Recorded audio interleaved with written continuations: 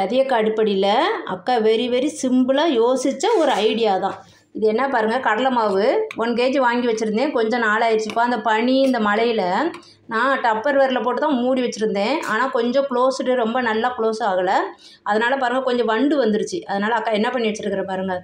நம்ம வந்து சமைச்சிட்டு ரைஸை தூக்கி சாதம் வடியை போட்ட உடனே அடுப்பு ரொம்ப ஹீட்டாக இருக்கும்ல, அந்த டைமில் அதை தூக்கி இந்த தட்டை தூக்கி அந்த நல்லா ஜலிச்சு வண்டு 1 2 இருந்துச்சு எடுத்து போட்டுட்டு அந்த தட்டு அந்த பிளேட்டில் கொட்டி அப்படியே அடுப்பு மேலே வச்சுருக்கேன். ஹீட் ஆகிடுச்சு பாருங்கள், தட்டு வரைக்கும் ஹீட் ஆகிருக்கு.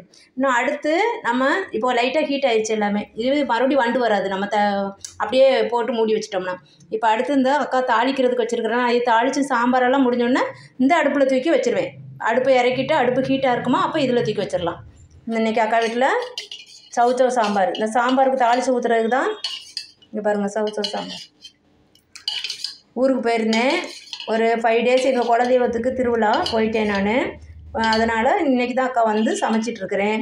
இது வந்து சவுச்சவு சாம்பார் வைக்கிறேன். இப்போ தாளிக்க போகிறேன் பார்த்தீங்களா. தாளித்து ஊற்றின உடனே அந்த சின்ன அடுப்பில் சிம்மில் தூக்கி சாம்பாரை வச்சுட்டு இந்த ஹீட்டில் அந்த கடலை மாவு பிளேட்டை வச்சுருவேன். அப்போ நல்லா ஹீட் ஆகும்போது என்ன பண்ணணும்னா, அதில் உள்ள ஏற்கனவே நம்ம வண்டு சளிச்சிட்டோம். அந்த மாவு கொஞ்சம் லைட்டாக ஹீட் ஆனோன்னா மறுபடியும் வண்டு பிடிக்க கொஞ்சம் நாளாகும். அதுக்குள்ளே நம்ம யூஸ் பண்ணி முடிச்சிடலாம். இந்த சாதம் வடித்து விட்ருக்கேன் பாருங்கள். வடித்து விட்டோன்னு தான் அந்த பிளேட்டை தூக்கி இந்த இடத்துல வச்சுருக்கிறேன்.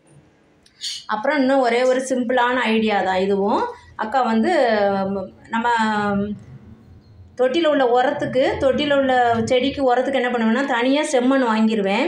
ஒரு 1/2 மூட்டை அந்த மாதிரி வாங்கிட்டு டெய்லி சேர்ற இந்த வெஜ்ஜு குப்பையை ஃபுல்லாக எடுப்பேன். வெஜ்ஜு நம்ம தோல் சீவுறது எல்லாத்தையும் எடுத்து நான் கீழே போட்டுருவேன். அந்த ஒரு காலி தொட்டி எடுத்துகிட்டு அதில் கொஞ்சம் அரைவாசி மண் வைக்கணும், அரைவாசி இதை போடணும். போட்டு மேலேயும் மண்ணை போட்டு லைட்டாக தண்ணியை தெளித்து வச்சிட்டிங்கன்னா அது வந்து நம்ம கிளறவும் தேவையில்லை, பார்க்கவும் தேவையில்லை. ஒரு 15 days கழித்து பார்த்தா நல்லா மக்கி உரமாக இருக்கும்.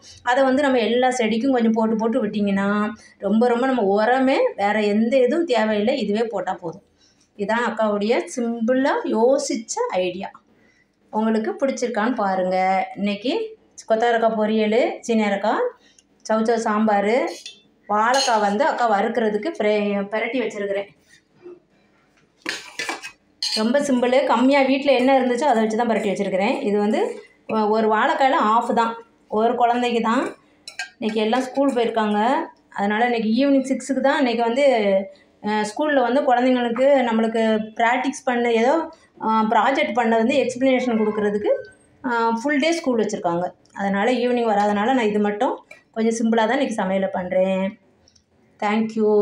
உங்களுக்கு யாருக்கு இந்த ஐடியா பிடிச்சிட்டு நீங்கள் அக்கா சொன்னதை ஃபாலோ பண்ணி செஞ்சு பாருங்கள். எந்த மாவுனாலும் சரி, ரவா எதுனாலும் நம்ம சில்வர் தட்டில் கொட்டிடுங்க. தட்டு நல்லா ஹீட் ஆயிடுச்சு. நம்ம அடுத்து இதை தாளித்த உடனே இதையும் எடுத்துகிட்டு நம்ம சின்ன அடுப்புக்கு வந்து சாம்பாரை மாற்றிட்டு இந்த அடுப்பில் அந்த பிளேட்டை தூக்கி வச்சிட்டிங்கன்னா நம்ம சமைச்சு முடிக்கிறதுக்குள்ள நல்லா ஹீட் ஆயிரும். இப்போ வெயிலும் வர்றதே இல்லை, நம்ம வெயில் வைக்க வேண்டிய அவசியமும் இல்லை. தேங்க்யூ. ஃபாலோ பண்ணி பாருங்கள் அக்காவுடைய ஐடியாவை.